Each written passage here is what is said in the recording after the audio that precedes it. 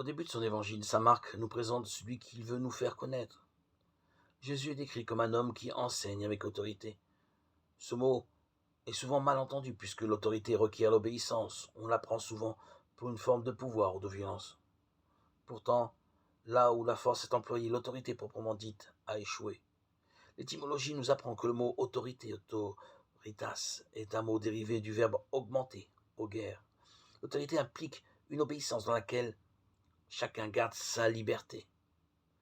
L'Évangile présente l'enseignement de Jésus comme un enseignement nouveau, donné avec autorité. Jésus fait autorité par la force de son enseignement, en totale cohérence avec ce qu'il vit. Allons plus loin, la force du témoignage du Christ fait autorité parce qu'il est à la fois le message et l'auteur du message. Les esprits mauvais liés à Satan savent que Jésus veut les détruire. Jésus est celui qui est venu anéantir les démons. Il est celui qui veut nous libérer, nous augmenter, nous faire grandir et enfin nous sauver.